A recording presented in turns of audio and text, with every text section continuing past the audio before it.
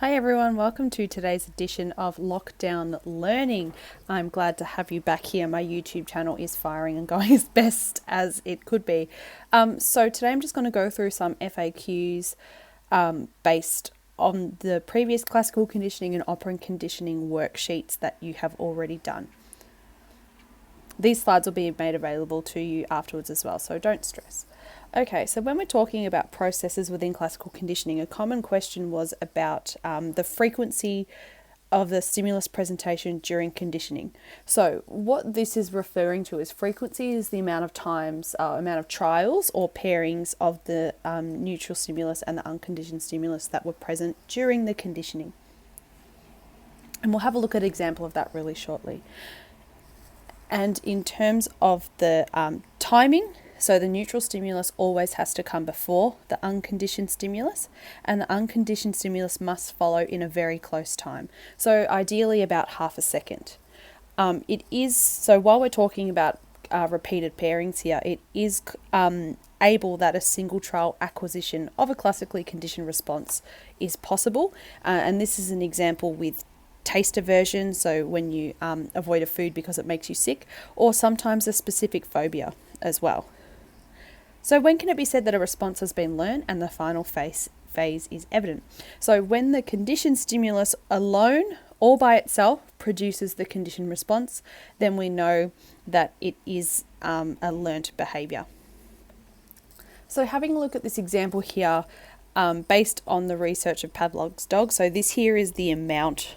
This axis is the amount of salivation, and this is the number of trials that were done. So within the acquisition stage, so the bell with the meat powder and the dog salivating, the stage had 16 pairing trials that took place, and then it was from trials 16 to 22 where extinction began to set in. So we can see the dramatic drop from here all the way to here. So this is when the conditioned stimulus is presented alone, so without the unconditioned stimulus, which is that meat powder in this example.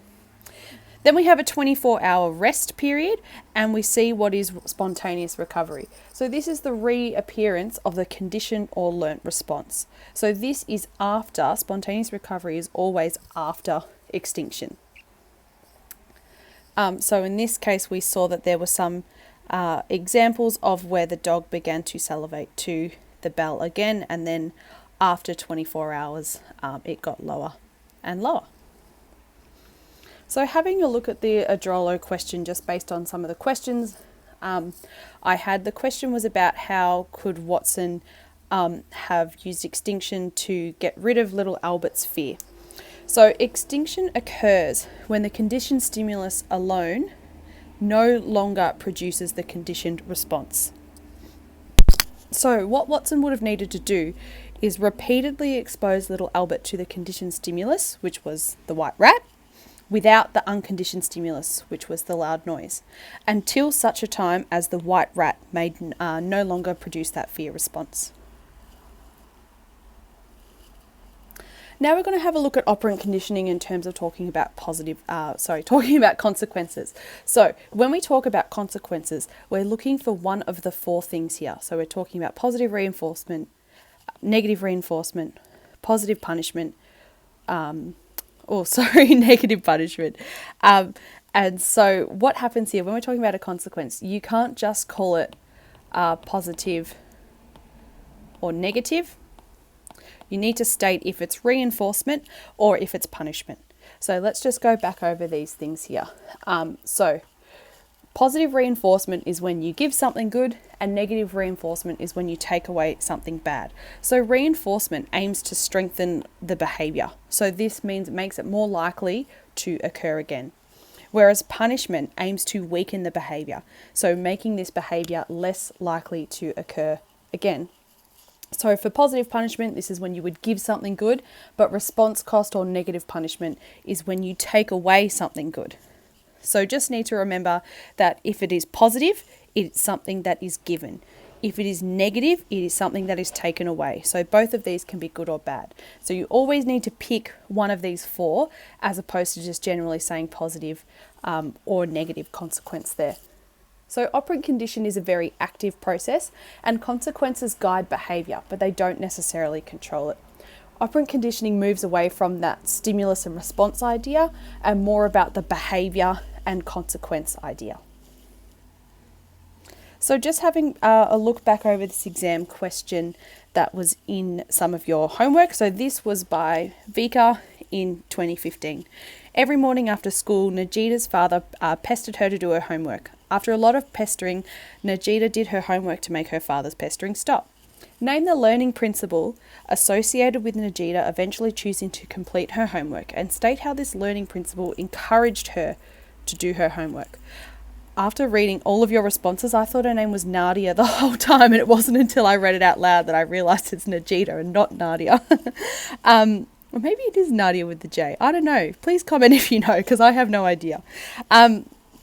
So this is the marking allocation from Vika from that exam in 2015. So the average mark was 1.8. So 48% of people got 3 marks. 13% got 2 marks, 7% got 1 mark, and 32% got 0 marks. So having a look at this, is really you got 32% or 48% of all of the students that did it then. So see how your result compares to if you had been a student in 2015. So I'm just going to put this up here. So this was the advice from Vika's examination report. So if you want, you can just pause and have a read through of what Vika has said, because I'm not going to go through it. So pause me now if you want to read it. Okay, so the purple here indicates where all of the marks are. So the learning principle, you couldn't just say it was operant conditioning. You had to specify that it was negative reinforcement, where the negative portion refers to an unpleasant stimulus that is removed, whilst the reinforcement refers to the increase of the likelihood in the behaviour to occur again.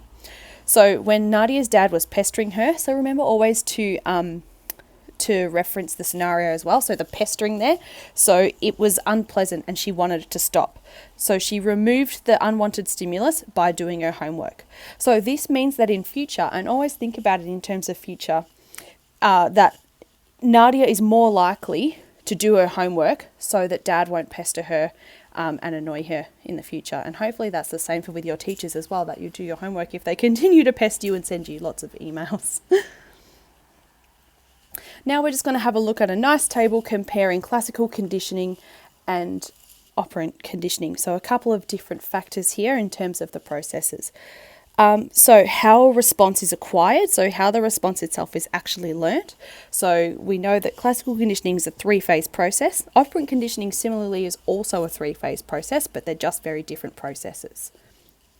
The role of the learner is much more passive, whereas it's active in operant conditioning. The timing of the stimulus and the response. So the response occurs, the response depends on the stimulus. So the stimulus has to come first, whereas in operant conditioning, the reinforcement depends on the response occurring first. We know that classical conditioning is reflexive and involuntary, whereas operant conditioning is a much more voluntary process, but it can be involuntary in some stages. So just having a look at these 4 processes which occur, so the definition of them is the same across both classical conditioning and operant conditioning, but how they operate in each of them can be a little bit differently. So when we look at stimulus generalization, so this is when the behavior is the same in different contexts. So you guys were, when we did our example in class with the bell, so this would be generalizing to different sounds of bells. Gosh, I wish I got my phone and played those annoying bell sounds for you, but I'm sure you can still imagine them. Whereas in operant conditioning, similar stimuli, but not necessarily identical, so produce that same as well. So behavior is the same in different contexts. Whereas stimulus discrimination is where in classical conditioning is where responding happens only to the controlled stimulus, and in operant conditioning, so distinguishing between 2 or more different stimuli, even if they are similar. So the behaviour doesn't change in different contexts. And extinction, so we just spoke about extinction in terms of classical conditioning, where the conditioned stimulus no longer produces the conditioned response. And it occurs the same way in operant conditioning, following consistent non-reinforcement. So if you continually don't get reinforced for something, then it's likely you're going to stop doing it. Spontaneous recovery, we know, occurs after extinction, and this is the reappearance of that learnt response. So we spoke about it for classical conditioning before in terms of the reappearance of the conditioned response when the conditioned stimulus is presented, and same after the absence of reinforcement a long period of time, it can the behavior will reoccur without the reinforcement there. So let's have a look at some of these examples for operant conditioning, just because we haven't had the chance to do that in class yet. So Lauren asks Gino out on a date, but he declines. Lauren decides that she won't ever ask out another boy again. So this is generalizing that all boys are terrible. So her behavior is going to be the same in different contexts. So she's never going to ask out another boy again. Tula is paid for doing chores around home and expects to be paid for doing chores at her auntie's place when she stays there. So her behaviour is the same in different contexts, at home and also at her auntie's house. So she's generalising that the consequence, which in this stage would be the reward, is the exact same. Jackson is scared of the sound of a lawnmower, but not the sound of an electric toothbrush. So this is stimulus discrimination. So he only is scared of that lawnmower there. And his behaviour is the same in different behaviour doesn't change in different contexts. So it is only to the lawnmower, and it doesn't change to be scared of the electric toothbrush. Sam is scared of the sound of his dad's electric drill. When his dad stops using the drill, he relaxes. Sam's dad then reaches for the electric saw. As soon as he sees this, he's scared and runs inside. So he is generalising his fear from the electric drill, also to the electric saw as well. That sounds creepy.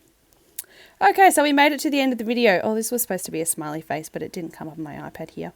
Thank you so much. I love now that I can actually say, remember to like, comment, and subscribe. So if you found this video helpful, give me a thumbs up below, just so I know to make videos like this in the future. And feel free to comment as well. And I'm sorry, I'm so bad at editing and get too nervous when I make these, but I hope to get better and better. See you guys.